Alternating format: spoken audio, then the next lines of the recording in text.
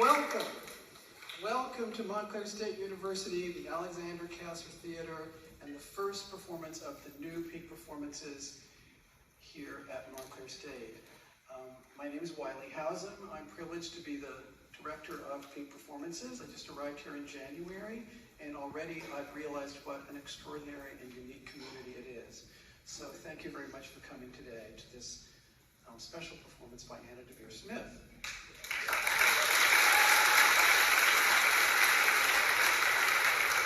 I'm curious, how many of you are here for the first time? Quite a few. Oh, great, terrific. Well, welcome. Thank you for coming. We hope to see you back again. I'd like to point out something that's in your program. If you're looking at it on your phone, if it's the electronic version, there's a QR code. Hopefully you'll find it. Essentially, it's an invitation, and it's an invitation to become part of our community here. And I hope you'll consider it and come back again. I think that, in this very odd time, post-pandemic, perhaps there's nothing more important than community. And also a good first step in building community is social activity, socializing, and food and beverage is a good part of that. And you'll notice that food and beverage is back at Peak Performances, and we even have wine and beer, and they're open after the show. And if you want to hang out and chat, we'd love to have you.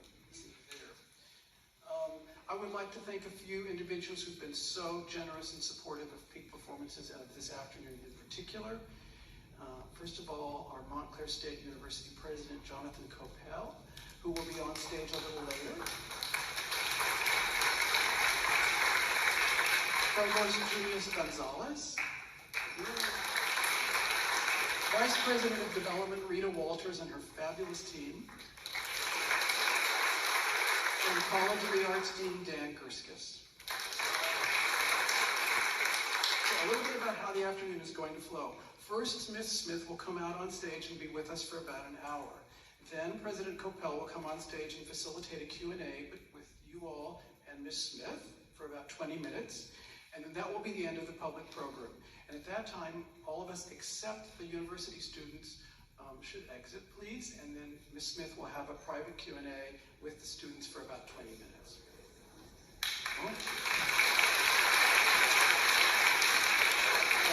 There will be an intermission, so if you need to, feel free to exit and re-enter the auditorium, being mindful, of course, that we have a live performer on stage with us. So let me tell you a little bit about Anna in case you don't know.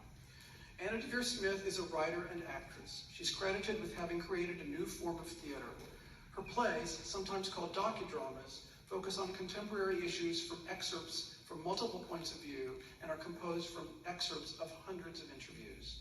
Plays and films based on them include Fires in the Mirror and Twilight Los Angeles, both of which dealt with volatile race events in the 1990s. Let Me Down Easy, about the U.S. healthcare system, and Notes from the Field, which focused on the school-to-prison pipeline. Her work as an actress on television includes Inventing Anna, The West Wing, Nurse Jackie, and Blackish. Mainstream movies include Philadelphia, The American President, Rachel Getting Married, and Here Today.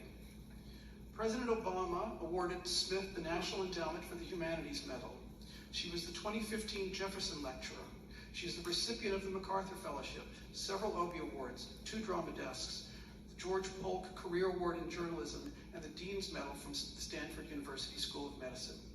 She was a runner-up for the Pulitzer Prize and nominated for 2 Tony Awards. She's a university professor at NYU's Tisch School of the Arts. She has several honorary doctorate degrees, including those from Harvard, Yale, Dartmouth, Spelman College, Prairie View University, Juilliard, and Oxford. Ladies and gentlemen, please help me give a very warm and hospitable Montclair welcome to my dear friend, Miss Anna Deavere Smith.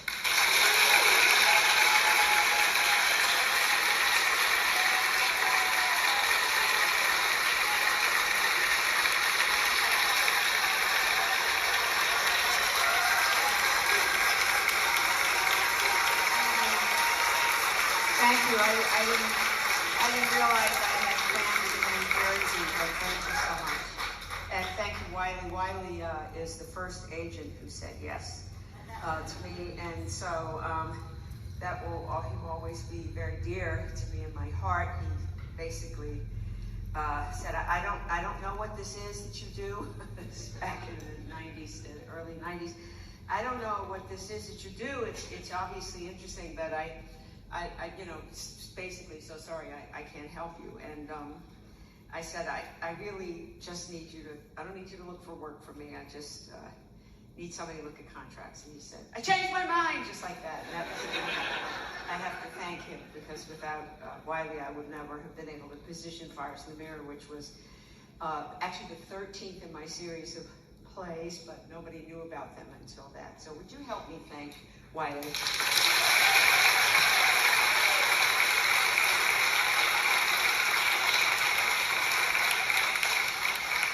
Thank you so much to President Coppell for inviting me here. You're doing such exciting things at this university, things that I believe in, and so I'm so happy to be with you, and we'll have the opportunity later. I'll have the opportunity to speak with you, with the president. That means so much to me, and to Professor Jessica Brader, with whom I also have some things in common. So I think that we're going to have a great time today. Part of it is my presentation, but equally as important to me is the time that we get to spend together after I present, so that I can understand a little bit more about you through your questions. And I think that education should be about questions and not answers, is that you come here not to find an answer as far as I'm concerned, but to really learn what is your question. What is your question, as in quest? What is the question that is going to animate you for the rest of your life, either to help you be continuously curious, or to help you solve a problem, a small one that means something to you and your family, or a big, big problem that means something to the whole world. So it's all about questions, and I will really cherish the ones that you present to me. And I was just sitting there for a while, thinking, and some things that you better think about why you do what you do if you're not going to do it anymore. And it was in that moment that all of a sudden I realized why I do what I do, and it surprised me. And what I realized is that I don't do what I do because I've been trained as a lawyer. I don't do what I do because it's about human rights. I don't do what I do because if I don't do it, no one will. What I realize is that I do what I do because I'm broken too. And that's the discovery. I don't think that brokenness is something that we necessarily wear. It's about a consciousness, and I don't think it's a bad thing. I actually think that it's in brokenness that we understand our need for grace, our need for mercy. It's actually brokenness that helps us appreciate justice. It's in brokenness that we begin to crave redemption, that we understand the power of recovery. It's the broken among us that actually can teach us what it means to be human, because if you don't understand the ways in which you can be broken by poverty or neglect or abuse or violence or suffering or bigotry, then you don't realize and recognize the urgency in overcoming poverty and abuse and neglect and bigotry. And I think it's the proximity to, I've been around a lot of people in desperate situations. But I even feel broken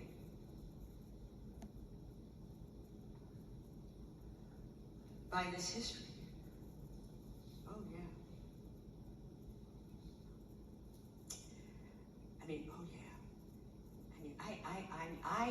My grandmother was brilliant.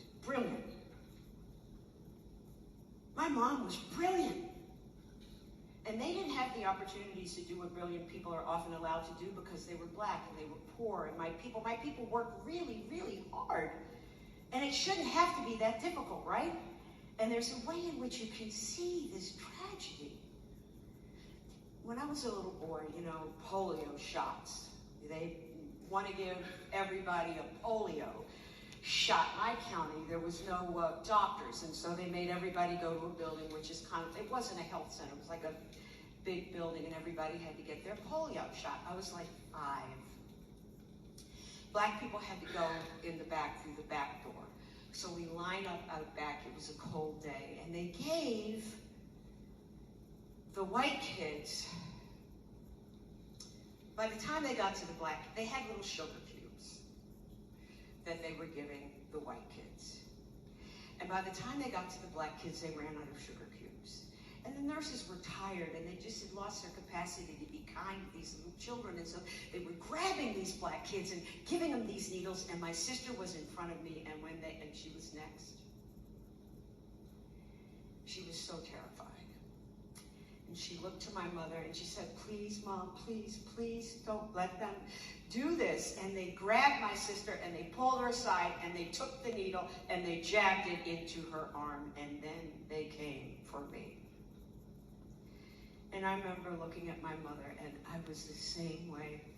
And they pulled me aside and they were about to jab me, and then all of a sudden I heard all of this glass breaking. And my sweet, loving mother had gone over to a wall, picked up a table of beakers and glasses, and she was slamming them against the wall. And she was screaming, "This is not right! This is not right! Y'all should not have kept us out here all day! This is not right!" And the doctor came running in. They said, "Call the police."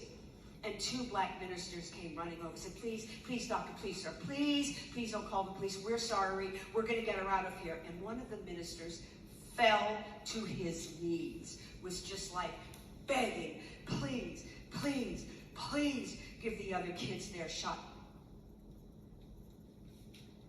I haven't thought about this in a while.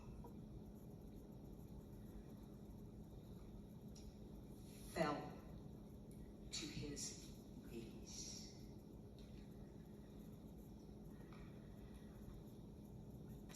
And he persuaded them not to call the police, to give the other black kids their shots. And so I got my polio shot. They didn't arrest my mom, which I was happy about. But you can't have a memory like that without it creating a kind of injury, a kind of consciousness of wrongfulness, a consciousness of hurt.